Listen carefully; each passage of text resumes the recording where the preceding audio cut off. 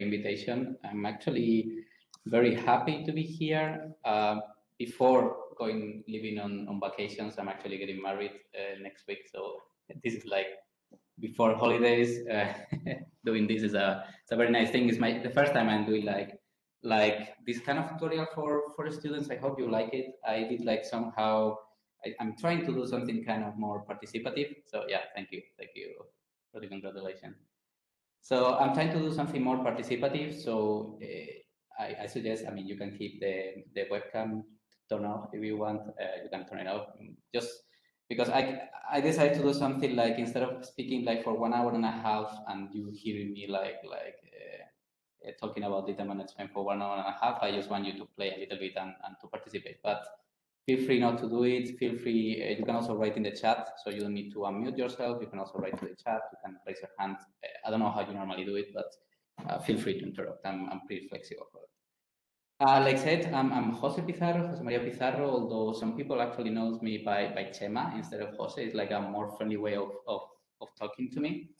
And indeed, I'm going to talk about fair data management for material scientists. So I think in these tutorials, in this summer school that you have, this online summer school that you have, you're going to learn a lot about techniques in condensed matter physics in material science. And I think I'm the only one that is going to speak about what to do with the data once you produce this. No. So I'm a part actually of a project in Germany. So I'm in Berlin. For those who not present before, I'm in Germany, in Berlin, and I'm part of a project which is called FairMath. Maybe you can see already the name where it comes from. Now there is something called Fair Material Science. Now that's the name is coming from. And yeah, I have Twitter also if you want to follow, or also like the email if you feel you have any questions. Feel free to contact me. Okay, I'm super happy and super available to answer your questions. And sorry, to click here. Okay, so I did like a tentative schedule. I don't know if we have any breaks or not. This maybe Paul or Lucian or someone else can tell me if you normally do breaks during this 1 hour and a half. I mean, if you don't want any break, I just continue speaking. You're gonna see that I will not shut up. Nobody tells me. But initially, I thought about telling you a little bit about research data management, what it means in material science, some few concepts that they are not so typical that you, or unless when I did the PhD and when I was doing the master, I didn't learn about this. And I think it's like good concepts that you can interiorize and then later use it in your careers, not especially not necessarily in research. I mean, I think generally metadata management and all the tools I'm going to give you should be general for any kind of position, but even outside academia. But it's going to be mainly focused on research on what to do with your data, right? Then I'm going to talk a little bit about FairMath and NOMAD. I said 20 minutes, but honestly, I think it's going to be only 10 minutes. I'm going to tell you, after talking about this research data management, I'm going to tell you why FairMath, what NOMAD means, and all these things. And then some break if you want, like I said, and then later some hands-on. So I'm going to show you. So precisely last week, we had a tutorial also online in FairMath. And I'm gonna basically use this tutorial to show you how you can use these tools. Okay. Before starting, and this is when the thing gets a little bit participative, and I want to see how it goes. I did some kind of survey tool thingy. I need to know the people who I'm speaking to, and you can either access with a QR code. You can also go to this website. It's completely anonymous. First of all, it's completely anonymous. You can just write whatever you want. There are different kind of things, word clouds and everything. And we're going to go like one by one. No? And then with that, for me, it's important because I need to know, I don't know how many participants here, but this is pretty large. So I need to know more or less what are you doing, because I only know that you are mainly PhD students, but I don't know what you are working on. So if you don't mind, then I would like to go here, page up. Again, you can, okay, I see that there's some people already playing with this. You can scan this code. We're gonna try to present this, and then we will. So the thing is that this thing works like, I will just go in, it's like a slide presentation. I will just show you some questions, and then in your phone or in the computer, you can fill some blanks. And I will please ask you not to use any bad wording. Actually, there is a filter, but in any case, please don't use. It's very easy to break, honestly, but don't use it.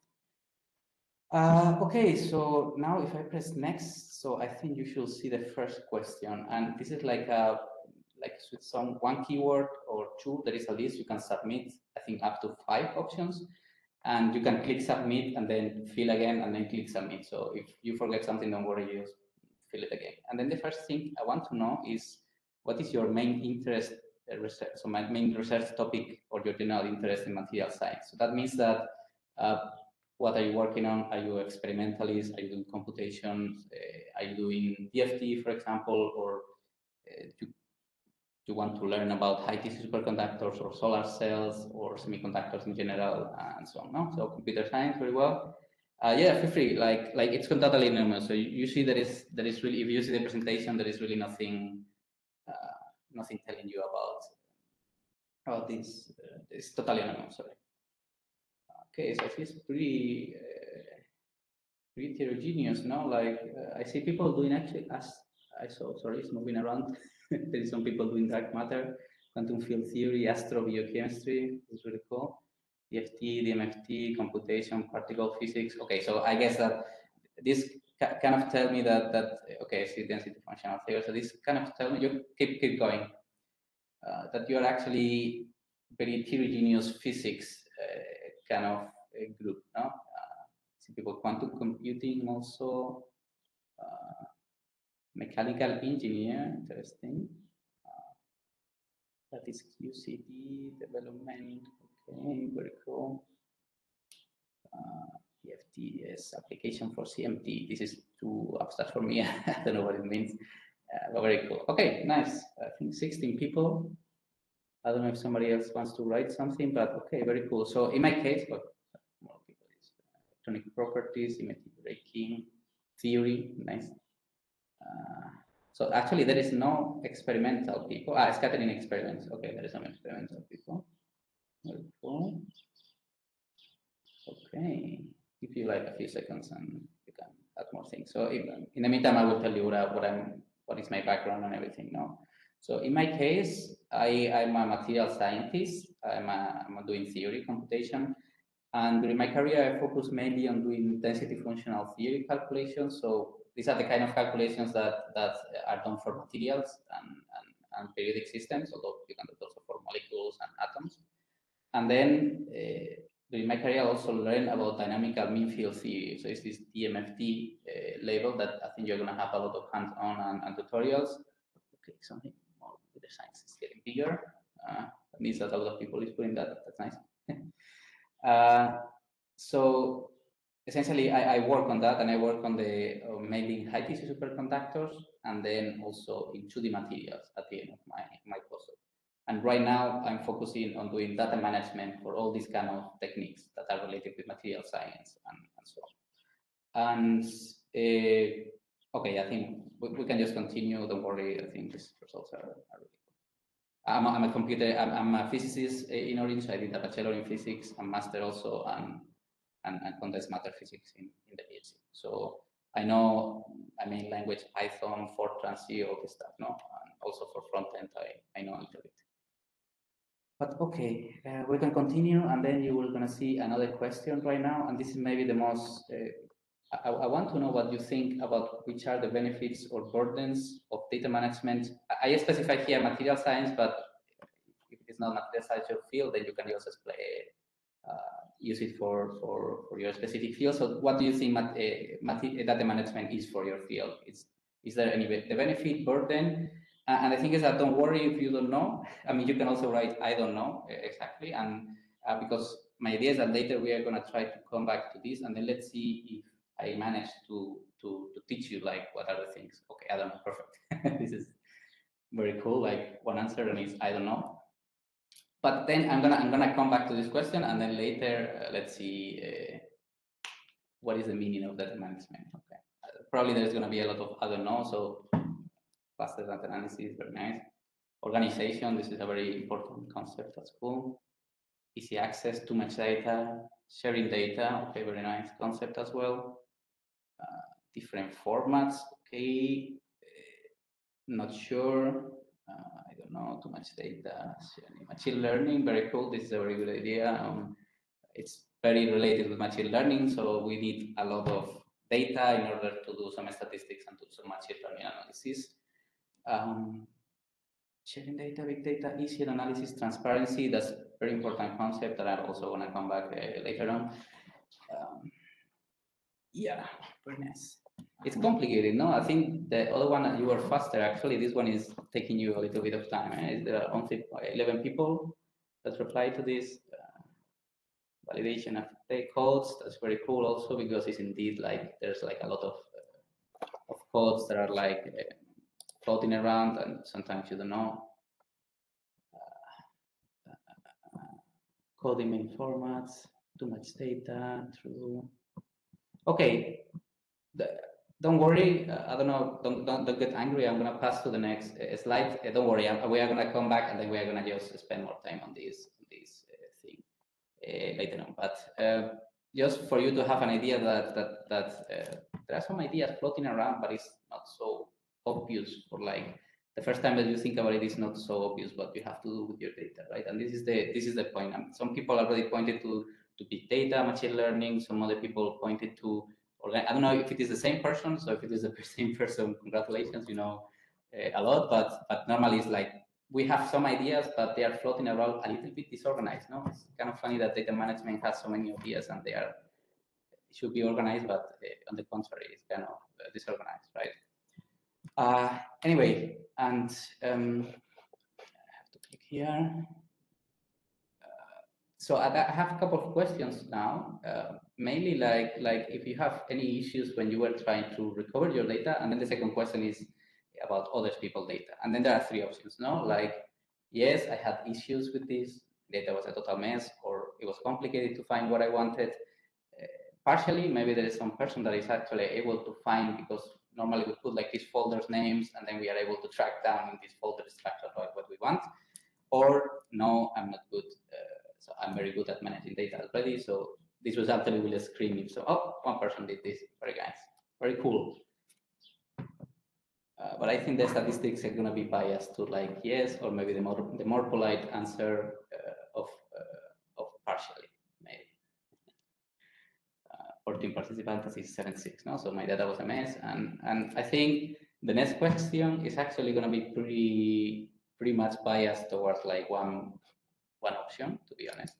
Just gonna click next, and it is about other people's data. So I don't know how much you face like having to browse through other people's data, like you have to find some calculation or some experiment, and again the data, and then you have to compare with what you have, and so on. No? So okay, I was thinking that it was actually yes, it was impossible to understand. Maybe we had different kind of backgrounds. No? You tell me that it depends on who is the other person.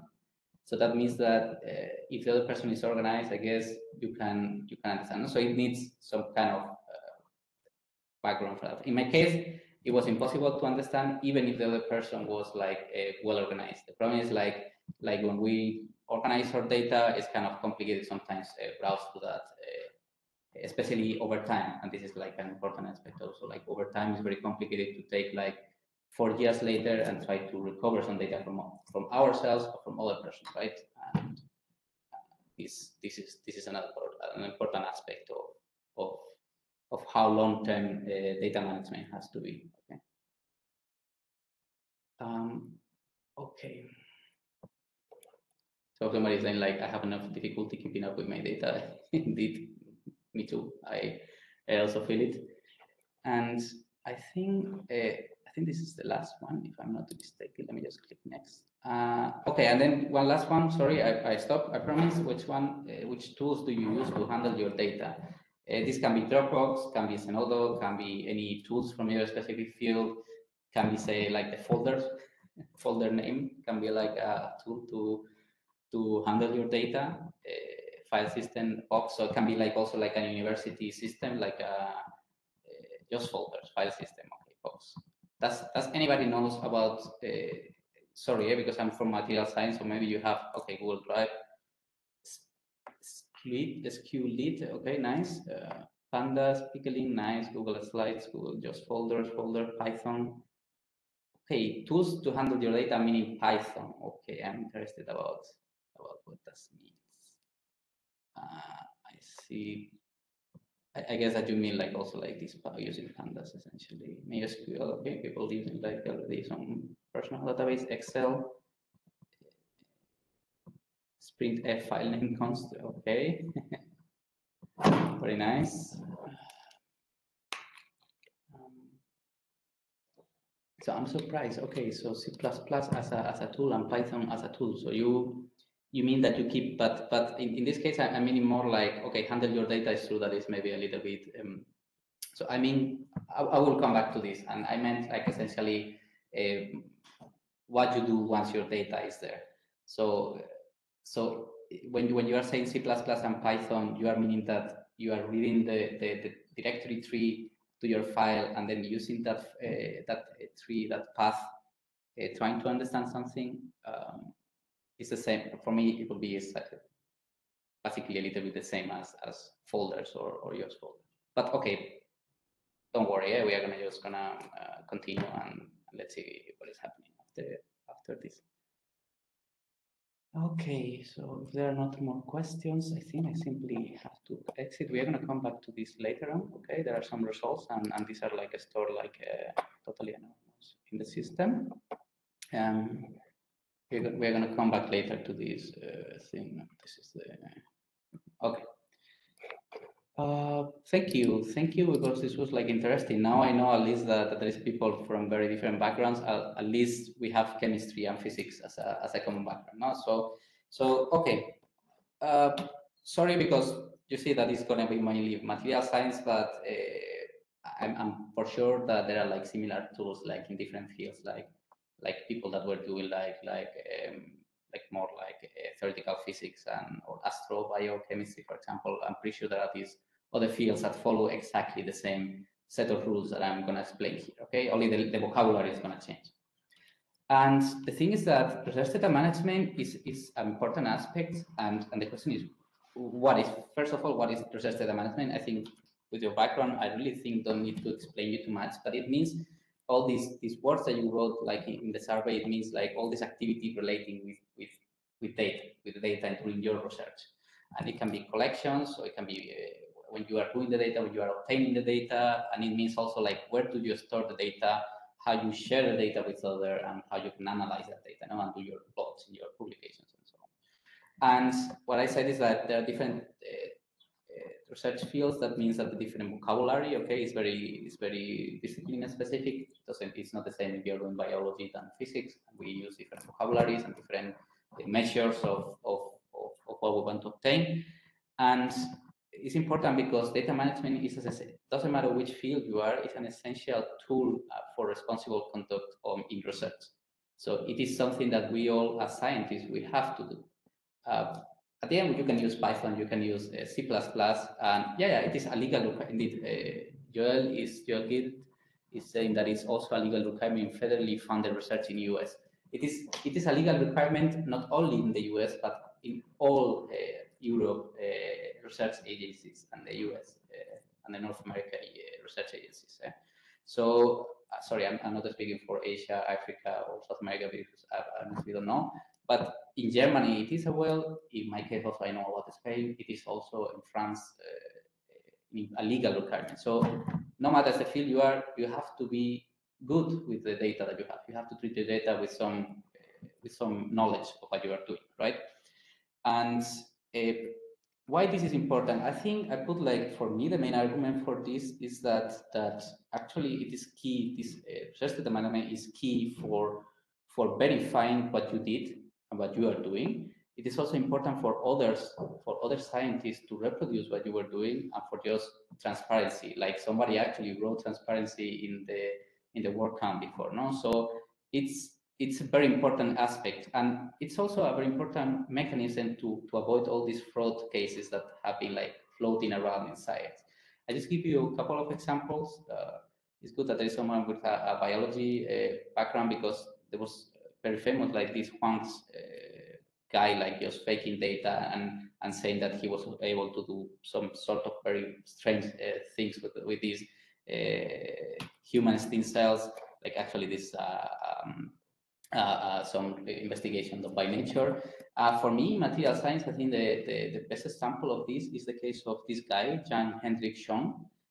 This guy that was working actually, well, there are a couple of, I mean, you don't need to be a physicist to like this. I think you can find this YouTube video very nice. It's a series of three videos. There is also, which is based on this book.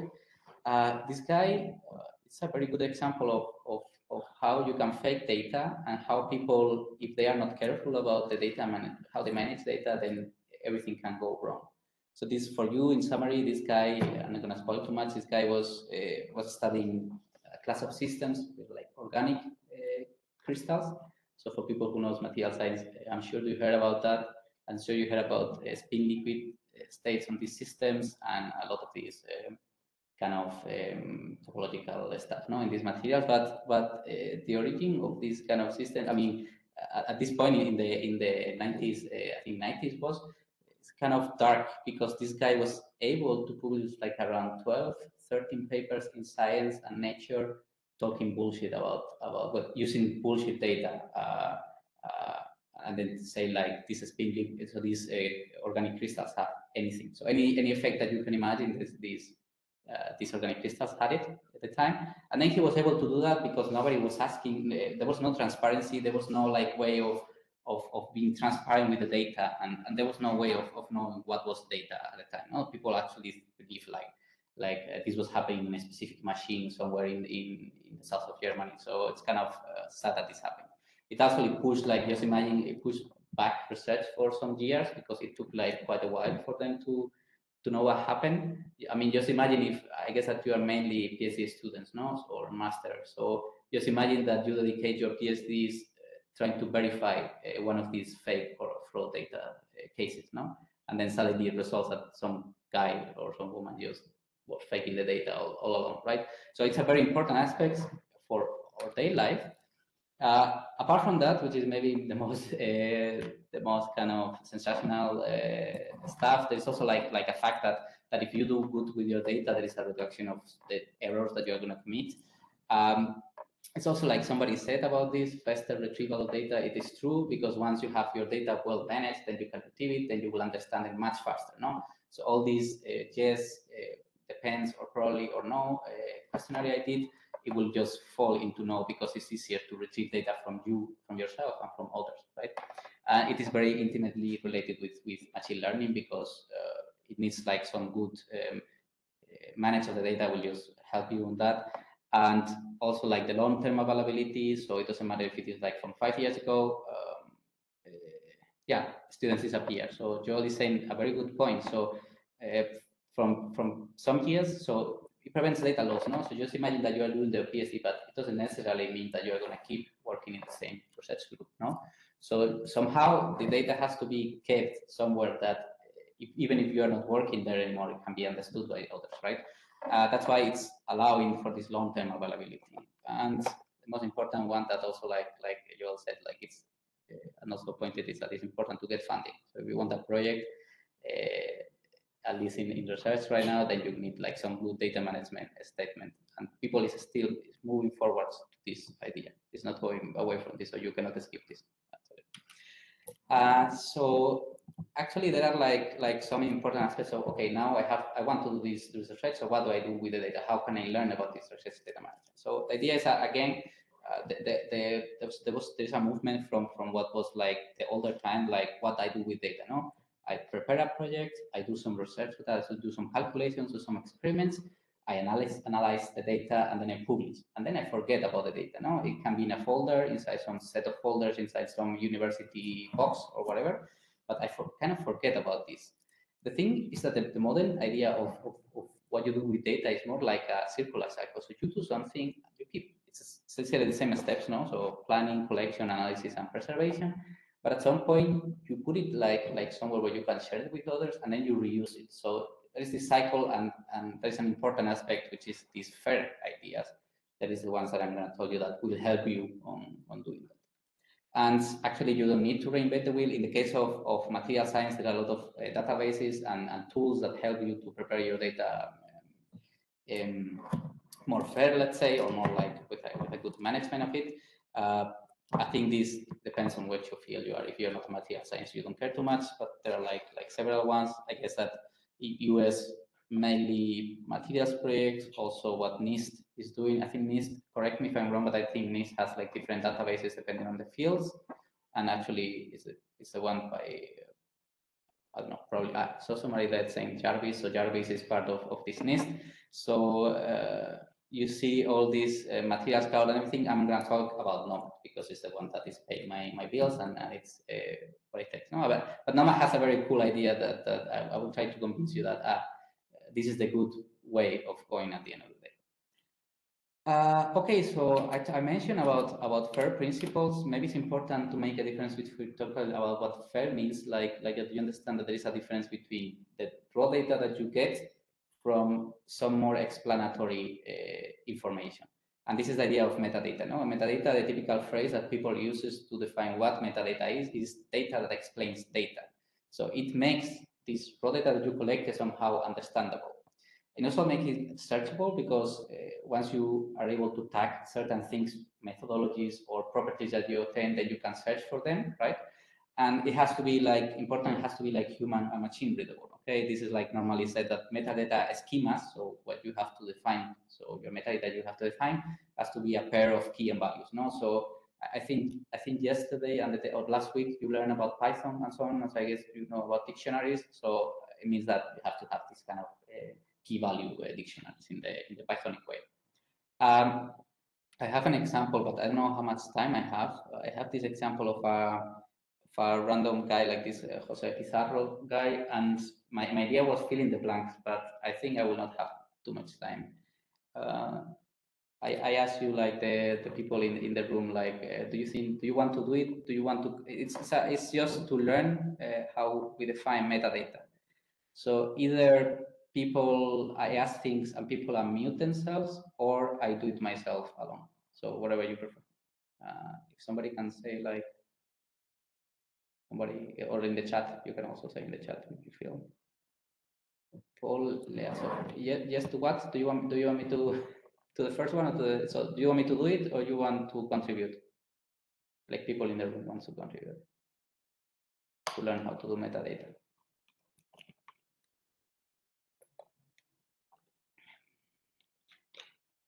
Okay, I don't see anybody connecting. Okay, in any case, if not, I just do it myself. Yeah, can you do it and then we'll see, maybe learn better. We can do it after later time. Yeah, sure. Actually, that's the idea. So I'm gonna do like the first. I'm gonna give like a few questions to you. You don't even need to be a material scientist to reply to me, but probably in some cases yes. But I'm gonna question and ask you something, and then you can help me. Because the thing is that this picture is actually an example of raw data. Okay, this picture was done like reading some data file, or Excel or TXT or whatever, and then it was plotted on using Matplotlib in this case. Okay. Now the question is like, how this is the raw data, how we define metadata. So metadata is all the extra information that allows you to explain that raw data. So my first question here is like, okay, this looks like a two-dimensional plot. So what will be the x and the y axis in this plot, right? I mean, it's typical. It's looking like a super stupid question, but it's like a typical thing that you have to define. Like when you are talking about metadata, you have to define. So I see a spaghetti diagram. Actually, I like the idea. I like the idea because this kind of things is like the kind of things that define your metadata. No? So even if spaghetti diagram sounds like strange, we can put it because it's the data that tells you, okay, a label that is telling you a spaghetti diagram, and then if you are searching for spaghetti diagrams, then you will be able to find this. Okay. So Christopher Jacobs is actually saying, good, the y-axis is the energy. Okay, I'm gonna write it and then I'm gonna explain that a little bit for the people in the room that maybe don't know. So it's the energy minus the EF. So this means that, and reciprocal space for Kx is very good. So in material science, normally we study like what electrons in a material, or what electrons in a material are doing. Okay, then they have some energy. like their fermions, they have to feel like following the Pauli's principle. They have to feel up to certain value. Okay, like how many electrons you have, you will feel it like that. So exactly, this is what in material science you call band structure. That's why it's not an spaghetti diagram. Thank you. But it is a band structure, and it is normally represented like that. So it's like the energy that an electron can have with respect to like the Fermi energy, because it's like related with the Fermi distribution function. And indeed, this is K space. So because we study what's happening in reciprocal space, so even electrons are sitting in. Well, you already know this Heisenberg principle. So we are trying to learn what's happening in the K space to have the accessible energy for the electrons there. And like I said, this is a band diagram. So you see, like the moment you start to make these labels is the moment that you are defining your own metadata. So band structure, E minus EF, K space. We can start thinking about putting units. We're gonna start thinking about, okay, which material is this, right? You don't have that information. So is this, so if you don't have the information of which material this band structure is coming from, because different materials will have different bands or energies. So how do you know, like, is this good data management or is not good data management, right? So it is not, because you don't have that that metadata information, so you don't have it. And well, this is like an example I just wanted to give you. The full metadata schema allows you to find like the specific material, which by the way is kind of a funky case. Some material which has this very strange configuration of atoms. So with all the metadata information, you can find this material, retrieve that kind of information, and then reproduce that. So and then verify that what is happening is true. And it follows all these ideas that I was telling you about why to use this research data management. Okay, so I'm coming. Thank you very much for participating. I hope it was not too much, even if you don't know what a band structure is. Just can do any figure. So if you have a figure of your own and then you want to do some metadata schema, this is how you normally do it. I mean, it's common research. In any case, the idea is that when you are preparing this metadata schema, so when you are defining metadata to do your data management better, then there is a set of principles which is already kind of in the collective idea, like you have to follow these kind of 4 principles, FAIR, which means findable, accessible, interoperable, and reusable. So you can go to that page called FAIR, and essentially, I think like most of the data management projects and the good plans that are out there, they are following these principles. So you will always find this link in all of them. Doesn't matter if it is a data management tool for astrobiology or material science or quantum computing. It's going to be always like following this. Most of the cases will be following these principles. It's a full list of and the page is very easy to read, so it will only take you like less than 1 hour to understand this. In short, it is findable, accessible, interoperable, and reusable means very simple cases. So the F in this case means that whenever you are defining your metadata, this should be easy to find. No matter if you are human or computer, it should be easy to find. Okay, so if you are searching for band structures, then that's a kind of class of metadata, and then your specific key value dictionary should allocate for that kind of thing. It should be accessible. This means that users need to have easy access to the data. It doesn't mean that is fully open access. No, in this world we have a lot of patents pending, and there's like people that has like specific machines or data that they don't want to fully share, but still it has to be accessed by authorization or authentication. Sorry, there's a question by Christopher. Will this metadata be a separate file at the top of your array? This is a very good question. If you let me, I will just talk about this when we talk about Nomad, because I'm going to show you how you can have your data, like the raw data, and then you just need to drop it somewhere else, and then that software will take care of it for you. I mean, it has to be prepared like somehow with some thought by people like me or other experts, but there's like easy ways for people, for researchers, that they don't need to care. I mean, they still need to do something with the data, but they don't need to care about, now I have to define for this full project, I have to define this full metadata schema every time I'm doing it. Once it's done, and once it's done for certain things, you don't need to care about that. And there are stuff that allows you to do it automatically, so you don't need to care about this. Okay, then there's also integration, which is so the interoperability, the I, which is maybe the most complicated one. It implies that your data has to be integrated with other type of data. So if you are doing a computation, calculation, and an experiment, you have to use the same vocabulary and ideas for them to match somehow. And this is the most complicated ones. But and people that like you probably know that it is a completely different world doing a laboratory work than doing a simulation work, right? Sometimes it's a project in their own, and then you will publish this in some journal and so on, right? The last one is reusability. So it means that you have to be able to reuse the data for like another. This is like also this cycle that I show you for this circle, right? So once you define that metadata, but because you use it for something that data, then you can reuse it again later on if you want, no? I think this is important, especially for people like Lucian and others that maybe they are using DMFT, because there are like all these set of techniques, or in general, if you are doing any kind of experiment, is important, no? Because you are doing something, some task, let's say, and then this is based on some, let's say, sample that you had or some calculation that you had before, right? So you see that if you know the full history of what you did with an experiment or a calculation, then it's very easy to track down all the steps that you follow, and that's also one of the principles that you do.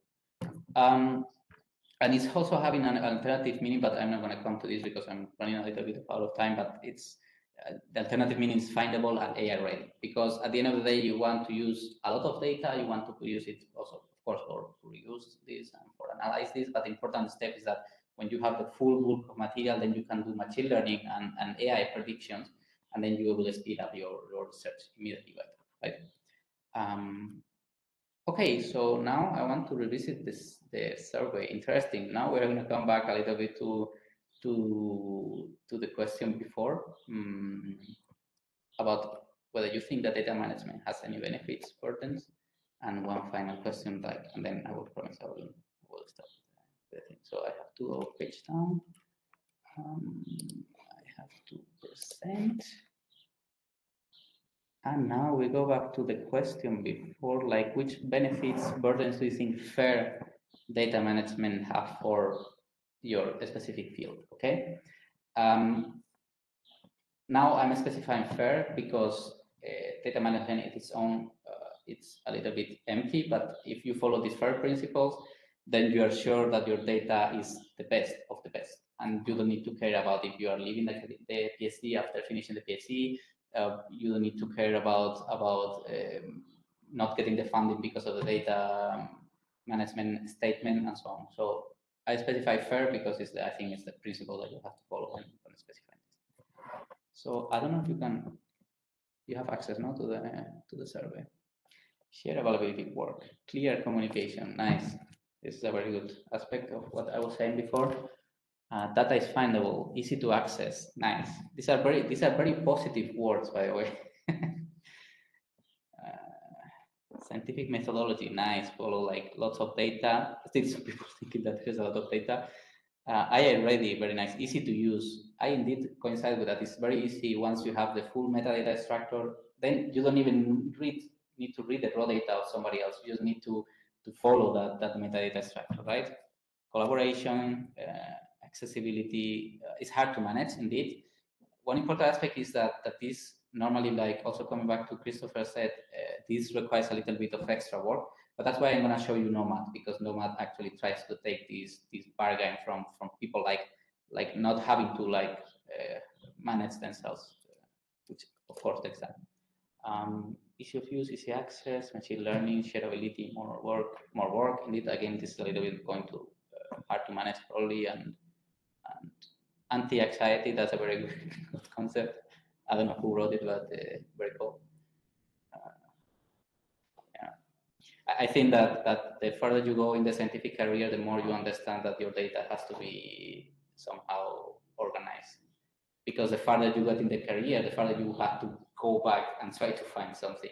I understand for maybe like people that also think like about your studies. I don't know if you ever found yourself trying to go back to bachelor semester 1, trying to find something. Probably it's a bit complicated now, for me at least. Okay, yes, very nice. I think these are positive words. There is also like mainly negative is that you have to work a little bit further, no? Last question is a kind of like a stupid one, whether you agree with this fair idea. Feel free to answer whether you think that the metadata should be like findable, accessible, interpretable, and research, or whether you might have another opinion. If you have another opinion, feel free to unmute yourself and tell me about it, because I'm really honestly curious. I can maintain I mean, for the sake of time, I would not do it, but I can maintain an hour's conversation about data management. But okay, it's a tip. Yeah, okay. It's of course a yes. I really believe that is a way of going. Like if you really want your data to be nice and to be unstable by yourself and your others, is the way of going. Okay, you don't need to reply. It's like a tricky question. Okay, so this will bring me to like this will bring me to the second part. I'm going to tell you a little bit more specifically about what FairMath is, what Nomad is. So I talk about the fact that there are like different databases for material scientists available online, and I'm working for one of them, which is Nomad. So I'm going to tell you like also historically what happened here and what is it about. So the thing is that FairMath is kind of a new project. It started in 2021, September 2021. And it's a project in Germany. It's a national efforts data infrastructure. It means national scientific data infrastructure. Okay, my German is good enough. And then it's a project that started in 2021 and it's going to last until 2026. So that's actually 5 years. I don't know if there is any postdoc here or any young researcher, junior researcher, but 5 years of a position is a lot, and I'm happy to have found this thing. Normally, postdoc gets like 2-3 years or something like that. The thing is that there's also maybe that there's expected to be like another 5 years of extension.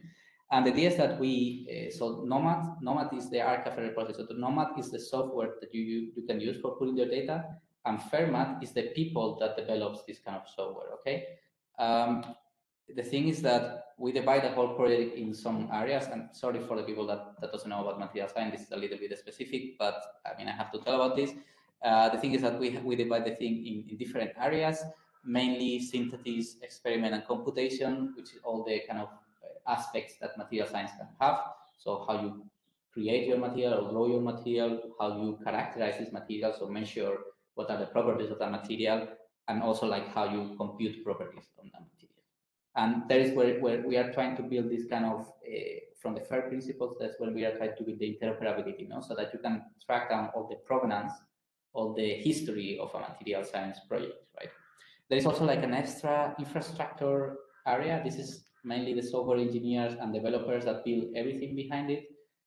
All the infrastructure in Python, React, MongoDB, all the computer science stuff. There's also a case of application. So, okay, now we have that data. Doesn't matter if it is an experimental or a computational data. So how we can apply it to something, you know, solar cells, spintronic devices, catalysis reactions, etc., etc.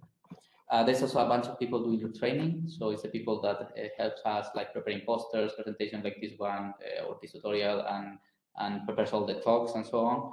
And the last one is coordination. So you see, it is quite a big team. It's a huge team, to be honest. I don't know if there's any project like this. Maybe in US you can tell me whether there's a project like this in Germany. I don't know whether it's something like it. So inside of each area, there is also like sub areas or tasks. And in total, we are around like 40 co-workers. So people that is, well, maybe not located in Berlin, but directly working with FairMath, developing for Nomad.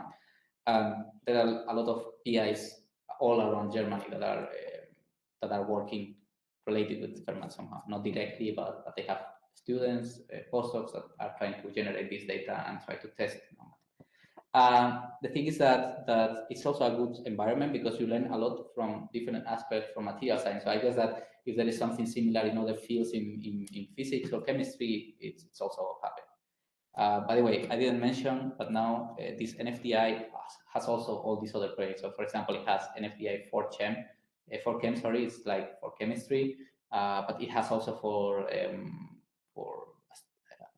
I don't know if astrobiology, but for sure for cosmology there is one, but I don't remember the name. So you see that there's all these initiatives that are that actually starting right now. So the thing is that historically, so now we are developing for Nomad. So historically, Nomad was already there since 2014, so 7 years before FairMath started, but it was mainly focused for one of the small portions of these kind of wheel cheese, right? So it was mainly focused for density functional theory data, which I think you're going to learn at the very end of this summer school, but it's one of the main and the first steps that you will do in a calculation for a material, right? Now we are trying to extend with a lot of it. Well, I just added this, but I'm going to skip it. And the thing is that I belong, because I'm computational material scientist, I belong to the area C, the theory of computation. And the idea is that even within that, we want to extend like this metadata schema. So the whole idea of the project is that we have the metadata schema, the original metadata schema for DFT.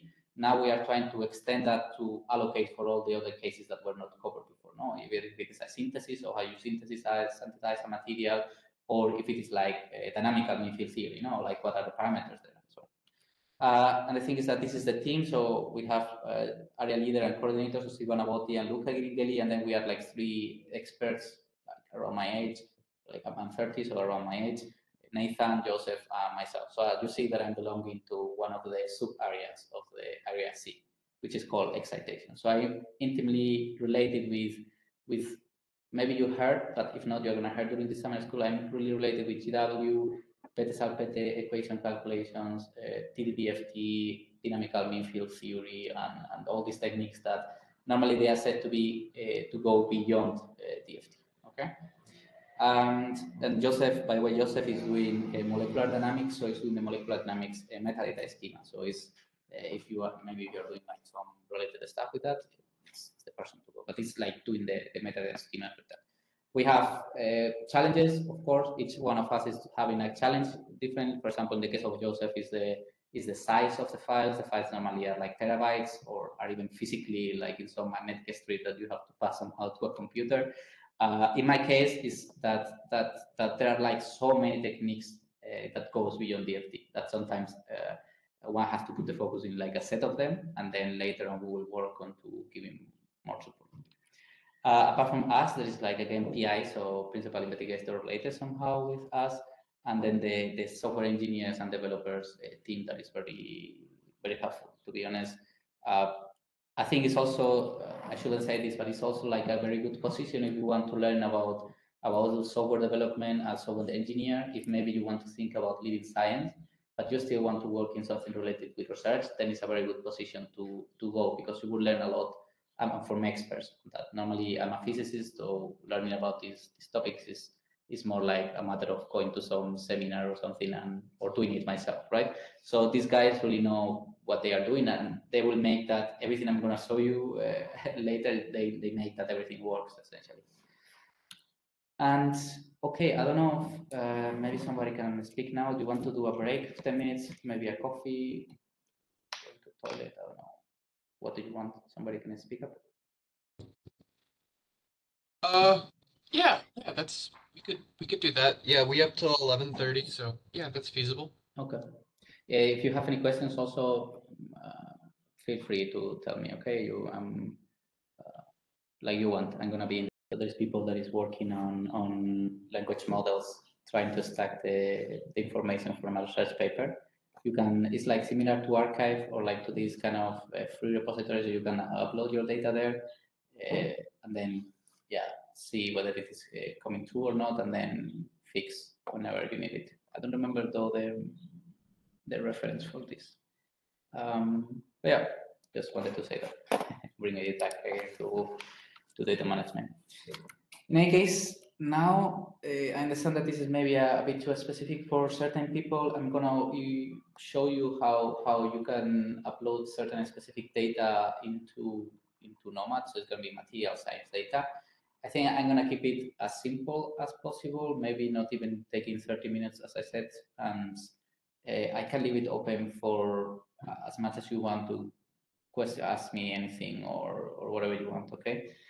So how Nomad works, we are pretty much like, wait, sorry, I have to put the presentation because otherwise you will see too many things on the slide.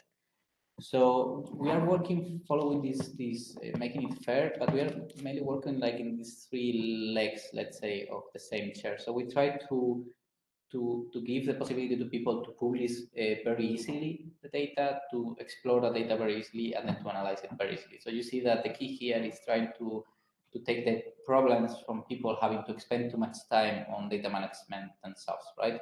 And as I'm going to show you, it is just a matter of dragging and dropping some files somewhere, exploring a little bit that what happened was true. I mean, this, you as an expert, should be easy. If you are an expert on the specific field that you are uploading this kind of data, then it should be easy.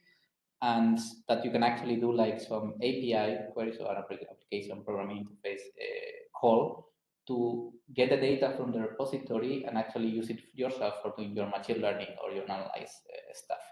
So you see, it is like a way of somehow like breaking down this way of doing research. So suddenly we always have like to have like our own scripts, our own stuff like scattered around, and sometimes it gets a little bit messy, no? So in this sense, I'm also proposing that you can actually upload that data into Nomad, then search for that data in a Jupyter notebook that can be also hosted in Nomad, and then use it for analyzing your stuff. So if you want to plot some things or doing some extra steps, that can be good. Let's see. Then it's a little bit like numbers of what Nomad means. Means that there are like around 100 terabytes of files. That means a lot of materials and a lot of calculated properties. Okay.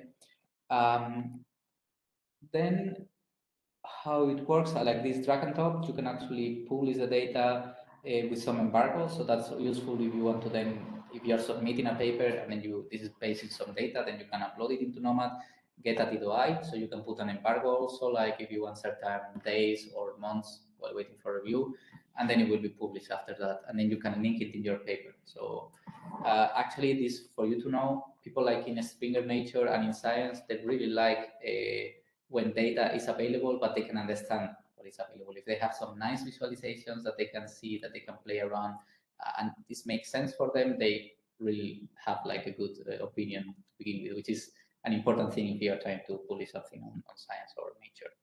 And last thing is that we actually, like I said, with an API call, you can extract that data and then analyze for whatever research you are doing. So now you don't even need to have like your scripts scattered around in your folders and so on. There's another aspect I didn't mention, but this is all for the central Nomad thing. So you will go to the website and then you will find these things. But Nomad also gives like an option to install locally in your machines. And this is pretty much linked with the fact that now people, they are in a department in the university, they have certain data, and then they want to keep that data locally to share between them and them when they are doing the research project and so on. This is what is called Nomad Oasis. So you can see all the names are going in the same direction, Nomad, Oasis. There's also something called Nomad Camels, which is even for machines. Sorry, Hungry saying that what is the UI? So this is it gives you an identification number, a link that you can actually send to, that you can put in the reference. So whenever you have a paper, this paper is linked with this is DOI, is an identifier, and it's essentially related with the reference or the hyperlink to that paper. So you can actually add this in your paper, like if it was like a reference to a paper, and then you can click there, and then it will take you to the Nomad page with that data, specific data. It's important because it allows for this kind of accessibility thing. So you have to include also DOI in the reports to federal agencies, indeed. So you can actually, apart from adding the DOI from a research paper, you can actually add, at least in German, you can add the DOIs for specific entries in databases and so on. It is also something that people like. And again, they like it more if this is fair and if there are like some very super cool visualizations, so they don't have to think like all the time, okay, what is all this data? That is not, it's almost like the pro data, right? Okay, yeah, I hope that clarifies. Yeah, Andre. So again, like I was saying, like Nomad has also the option that you can install it locally in your cluster or in your machines, and then you can share your data among your department also. So if you have an experimental and simulation department that is altogether several professors or PIs, then you can install Nomad there.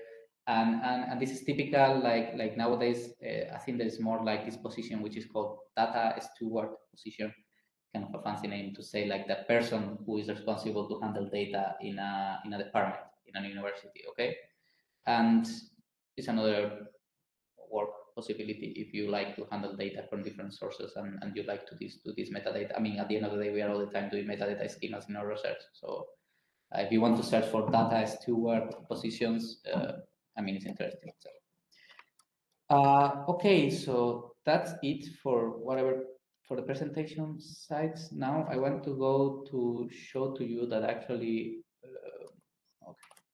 So now this part, I said that is going to be linked with something that we did like last week in June 14. So this is the website of FairMath, by the way. You just have to put FairMath -nfdi.eu, and then you will end up like in this website. Sorry. If you click on outreach, then there is a whole set of videos, tutorials, talks, materials. Like probably this tutorial will appear here, linking into talks.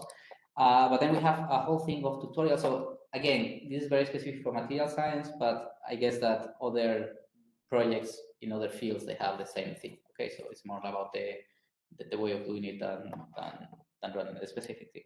So here we have a set of tutorials that they are from 1 to 10, in which we explain how you can use Nomad in your case. But for my specific case, which I contribute to the last one, we even prepare some materials for you to follow. I think this is kind of useful when you want to take, when you are an expert, you know about these calculations, and then you don't want to do it now, but then you can read it like the next day. No, so it's pretty much divided like in these three legs of Nomad that I told you. No, explore and publish. Explore, publish and upload and analyze. No, and then there are some extra stuff like knowledge base, sense correlation functional. So the person, the expert from DFT, he managed to do like a knowledge graph on exchange correlation functional. So exchange correlation functionals inside density functional theory is the most complicated concept, I think, from all of it. I mean, the concept is understood, well, it's not very well understood, and it's pretty much where the black box behavior of DFT comes from. Okay, so the fact that people just press buttons and then expect for something is because the exchange correlation functional stuff is very complicated, and it's like a whole bunch of different exchange correlation functionals. So it's a full huge list of acronyms that you can use, like LDA, GGA, and each of them with a specific flavor of all of them. So he managed to do like, actually I can show you like he managed to do like a knowledge graph on all of these, and with some knowledge of them, then he was able to group depending on the characteristic of this specific sense correlation functionals. Sorry, because these are not my slides. I have to do.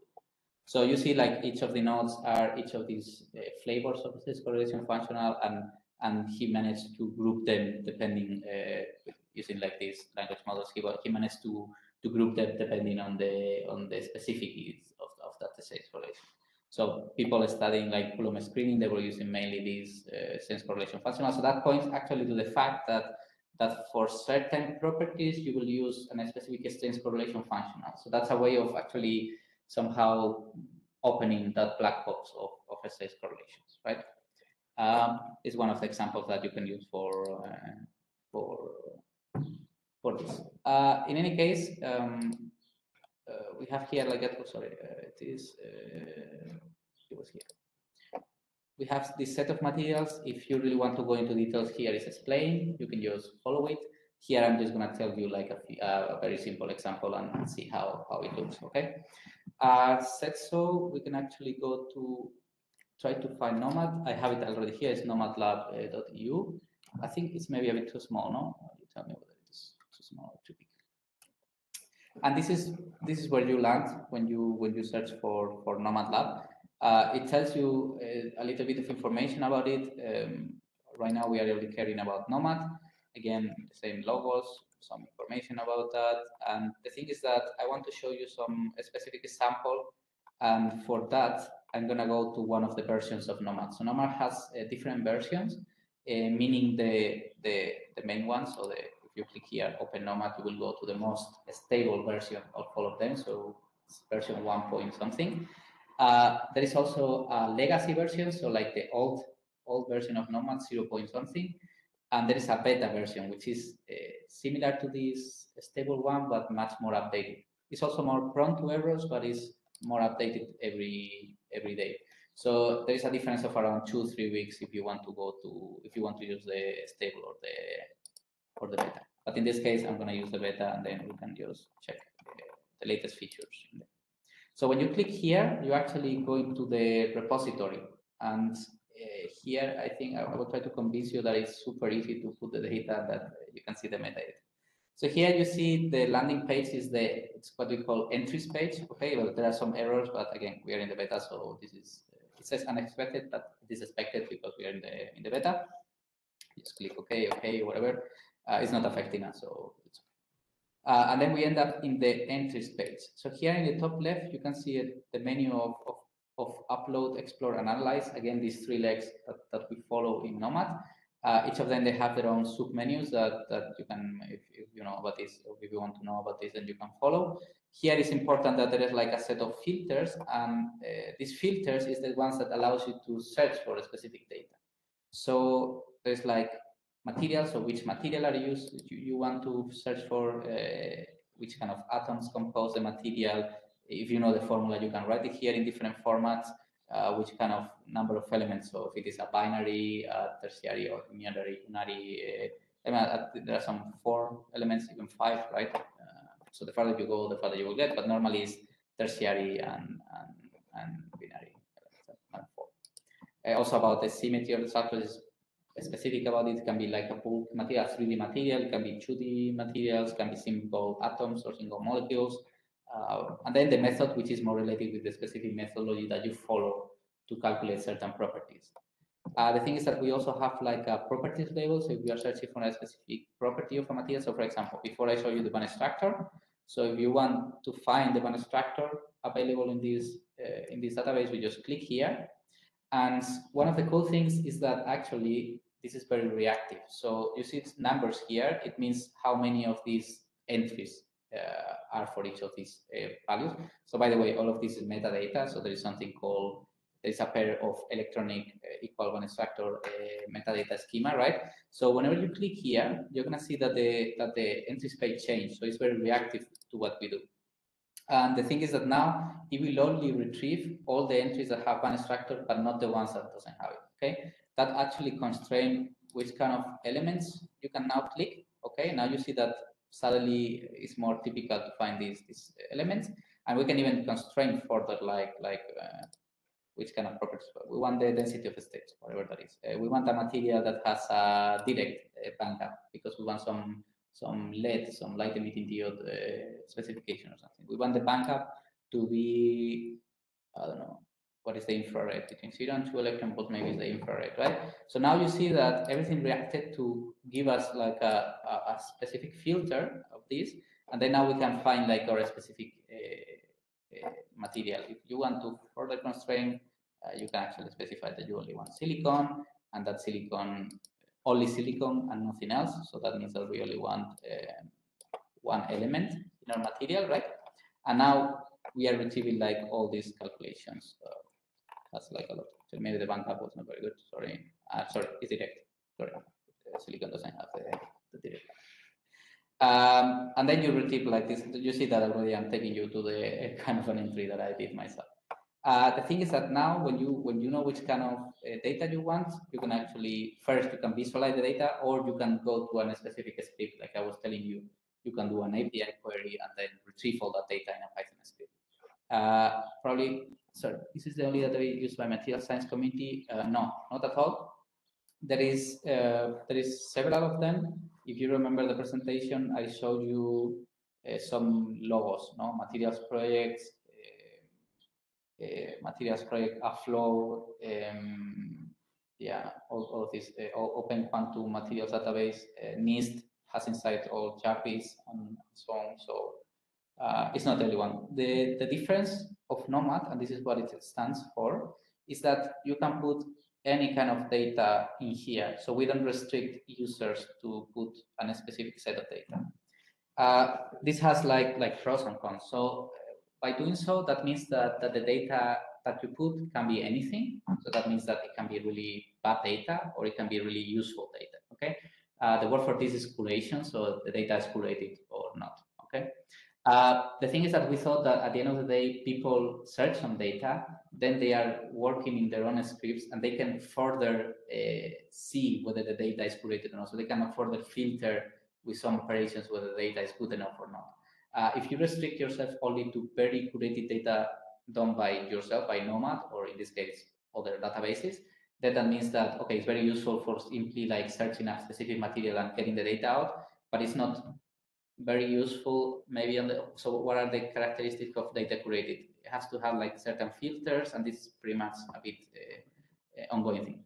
How will this work in conjunction with mass spectroscopy data? This is a very good point, and this is the point that we are trying to, this is the point of interoperability in the FAIR principle, of the AI in FAIR.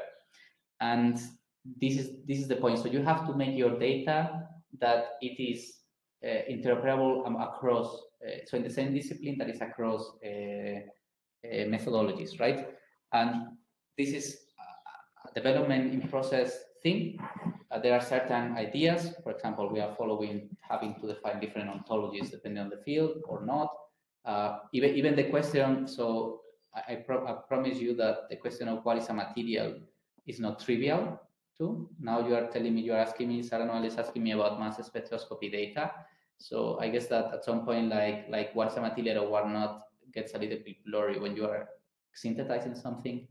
Sometimes you don't even know what you get to. So what I can tell you is that in the case of theory, which is mainly this app that I'm showing you here, this website that I'm showing you here, it is more interoperable than in other cases. And I hope that I can convince you of that, or that you feel more convinced later on in these tutorials when you hear about DMFT, about GW, what is Alpete, like how these things are, like you do some DFT calculation first, and then you do something on top of that, no? And then I think this is the easiest case of interoperability because it's just across methodologies, but in the same kind of computational context, right? Yeah, that's I don't think if I don't think I convince you like how will this work, but this is more a matter of like a few 1 year, 2 years, hopefully 1-2 years I can convince you that if you search for a material with a band gap, I can show you like a computation and an experiment, doesn't matter what you want, right? Anyway, we continue because I just want to show you that this API is called, so you can actually click this button and in short, I'm not going to give you into details. You can, by doing some specific thing, you can find all the documentation and everything is in this tutorial page I show you, okay? But you can actually try to search for that data in a Python script for your own and then keep working for that data. So if this case, if you define a dictionary query with these values, which are, by the way, are the filters that I was clicking here, you will retrieve, so you will make Nomad retrieve like 740 entries. So you can now do like some, well, maybe 740 is not too much, but you can still do some analysis of that, right?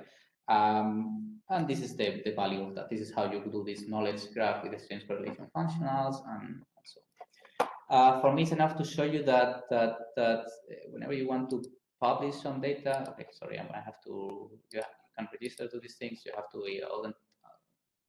have an account. It's super easy to do an account, by the way. You don't need to wait for somebody to accept you or anything.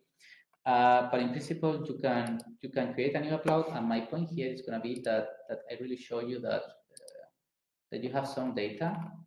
Sorry, because I think I have to download the data. Sorry, this was unexpected. Could go back maybe. Let's show you some data. I'm just browsing through my folders, by the way. Can convince you that I can have some data here. So I have some GW data. I don't know if you know about GW or not. In this case, I have some silicon stuff. The thing is that if I just, can you see my folder, no? Or yeah, I think you can. So by just dragging and dropping, then you see that some processing is gonna start, right? And this is the thing that I was saying that is very automatic. So you just drag and drop the files, and then the metadata schema that somebody or yourself previously defined, then it will get populated. No, it will read the files that you produce. It will just fill the blanks essentially into like some template thing, and then it will just create that metadata schema. Yeah, there is a way of a local version. It's called Nomad Oasis. Okay, it's called Nomad. Wait, I cannot write here. Oasis. So you can find it in the Nomad website also if you want. That's the thing. Yeah. So essentially, like you see that the processing reads the files and then creates some metadata entries, whatever this is. I'm just gonna show you. Yeah, very good.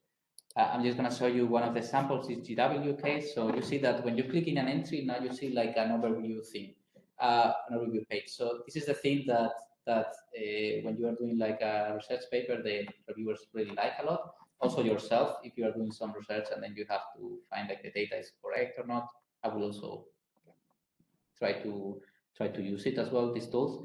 There are some information about what GW is.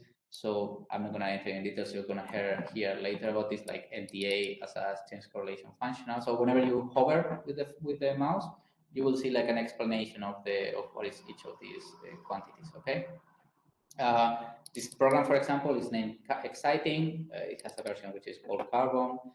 It uses like a specific GW self-consistent cycle or heading self-consistent cycle, etc., etc. So this is the material, the kind of crystal structure of silicon in this case, information about the material, and then it has like information about the band structure. No? So before I show you like this very specific case, now you see that somehow it matches like the idea. No? There is some band structure with the energies, like this is like the K space that we were talking before, the K points.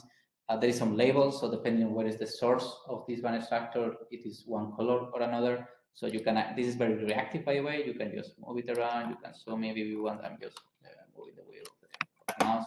You can toggle on and off, whatever you want. You can actually take it and take it for your paper if you want. Although I guess that the silicon band structure is already something known. There's information about the backup, so this is important if you are doing some applications for that. All this information gives you, like the backup, for example, it gives you information for the solar cell application or for the lasing application and so on. There's also like a very reactive workflow graph that sadly I don't have time to explain. This graph tells you actually the whole story of your experiment or your calculation. No? So in this case, there are several nodes. So inputs in this blue, okay, you have the legend below. There is some inputs, outputs, and then in between we have what we call tasks, okay, in Nomad. It's just all the steps that you follow into having some output coming from some input. Again, this is very reactive, so we can zoom in into the specific soup workflow because it can be nested, okay, it can be a nested stuff. So we can click and then zoom in. This is very reactive in the sense that if you click in one of the names, so for example, what is the input structure, then it will take you to the metadata schema. And this actually takes me to the information that I wanted to show you. So whether in Everview we see like a summary of the properties and the material or this stuff that we have, then here in this menu we can actually see what all these metadata schemas that I was talking you about was. It's very complicated. I'm not going to enter into details here. I just want to show you that in this case there is certain stuff telling you about for example, that you have a silicon 2 system, whether you did like a GW calculation, and then what are the specific things about the GW calculation, or whether the electronic structure, which in this case is the density of states or the one structure, gives you like full information on that. And this is a different way of having yourself to know a priori, like a priori what is the raw data coming from. So this is the way of structuring the data and knowing whether what you did or what is there is correct or not. Or things like that. So yeah, sadly I will leave like some time now. I know this again. This is very specific for material science, but this is like the kind of things that you should expect. No, everything here works in Python. So whenever we are working here, so my work in FairMath is actually trying to define this metadata and try to extend it to these kind of techniques that I was mentioning before. So GW, FairMath, MFT, and all these beyond DFT techniques that you see here.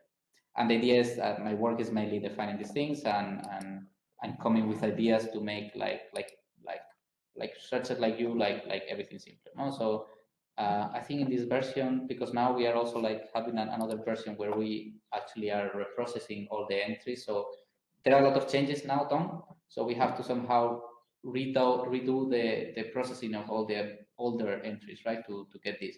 And right now we have something that is more new even. And here you can, wait, sorry, then I was in the older version. This one.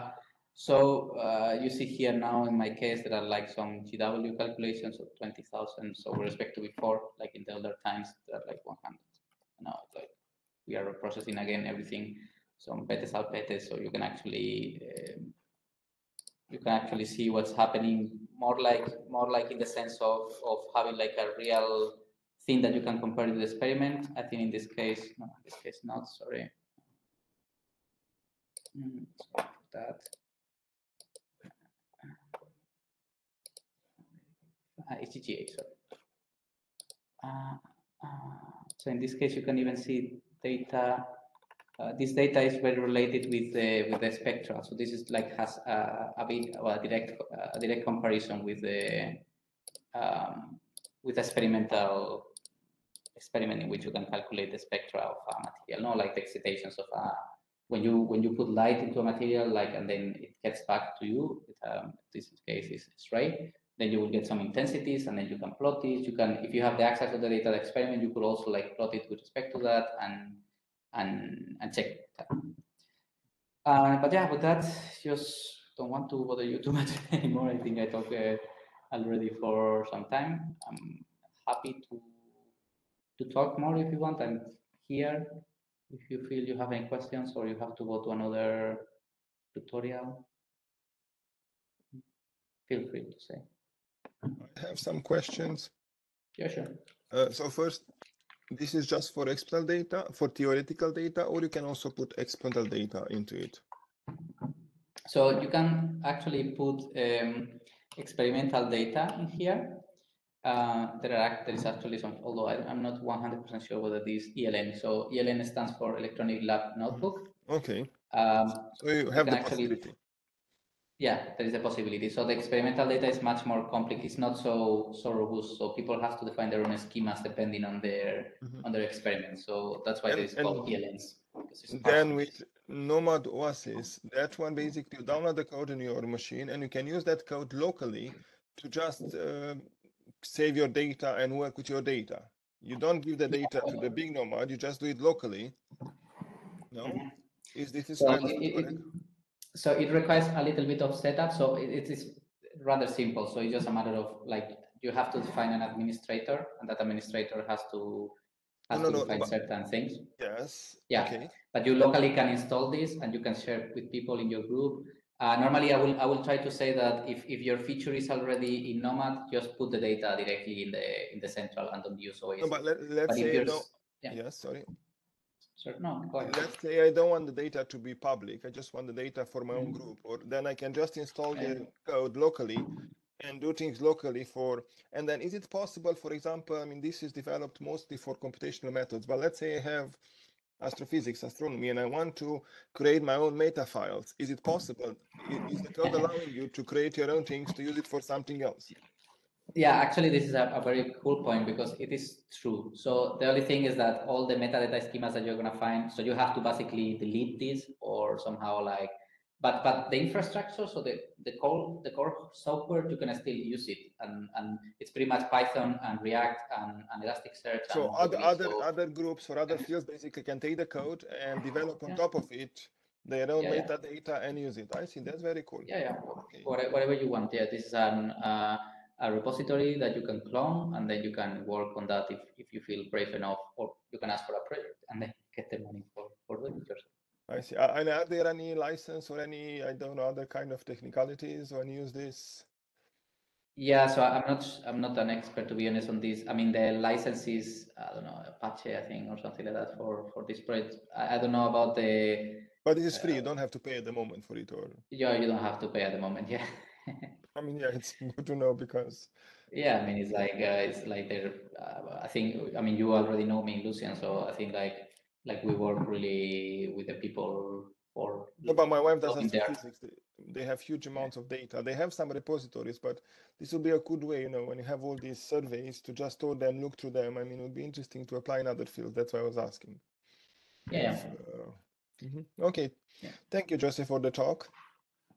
And if anybody else has questions or. Yeah, please feel free. You can also reach me by Twitter or by the email I put at the beginning. You know, I'm pretty open to talk. Yeah, whatever you feel, you have any questions or anything, feel free. Few seconds.